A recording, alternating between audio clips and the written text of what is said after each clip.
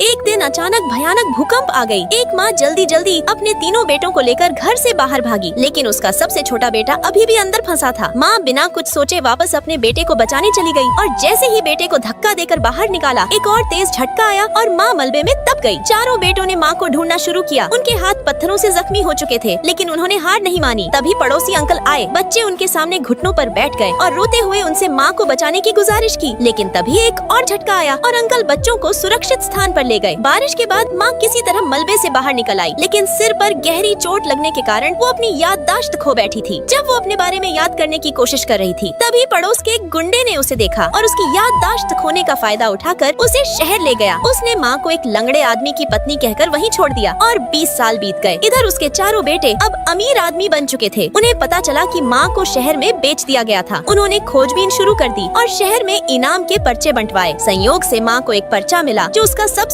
छोटा बेटा बांट रहा था। बेटा उसे पहचान नहीं पाया, लेकिन कुछ संदेह जरूर हुआ। माँ घर लौटती है, जहाँ उसका सौतेला बेटा और पति उसे डांटते थे। जब वो फल लेकर आती है तो बहू उस पर चोरी का इल्जाम लगा देती है। माँ मना करती है, लेकिन पति जबरदस्ती उसकी तलाशी लेता है। माँ दुखी होकर सड़क पर आ जाती है और अपने गले में पहने तावीज को देखती है, जो उसे अतीत की याद दिलाती है। तभी वो देखती है सड़क पर एक आदमी बेहोश हो गया है, जिसे वो पुराने तरीके से बचा लेती है। वो आदमी कोई और नहीं बल्कि उसका छोटा बेटा था। माँ वहाँ से जाने लगती है। तभी छोटा बेटा कहता है, मेरी माँ कहती थी अगर कोई तुम्हारी मदद करे तो उसका धन्यवाद जरूर करना। चलिए मेरे घर चलिए। माँ मना करती है, लेकिन लड़का उसे घर ले जाता है। माँ घर देखकर भावुक हो जाती है, क्योंकि उसे अपने पुराने घर की याद आ जाती है। माँ जब एक पुरानी सिलाई मशीन देखती है तो उसकी आंखें भर आती हैं। वही मशीन जिससे वो बच्चों के फटे कपड़े सीती थी। ये सब देखकर माँ की पुरानी यादें जिंदा हो जाती हैं। छोटा बेटा माँ के लिए कुछ खाने के लिए लाने जाता है। तभी माँ को उसके गुंडे पति का कॉल आता है। माँ सोफे को साफ करके वहाँ से जाने लगती है, लेकिन गलती से उसका तावीज वहीं गिर जाता है। बेटा जब खाना लेकर आता है तो देखता है कि माँ चली गई है। तभी वो अपनी माँ का तावीज देख लेता है। वैसा ही तावीज उसके पास भी होता है और पहचान जाता है कि ये वही है जो उनकी माँ के पास था। वो दौड़कर अपने भाइयों को बताता है, मैंने माँ को ढूंढ लिया है। सारे भाई मिलकर माँ को लेने निकल पड़ते हैं। आगे की कहानी देखने के लिए पार्ट 2 कमेंट करें।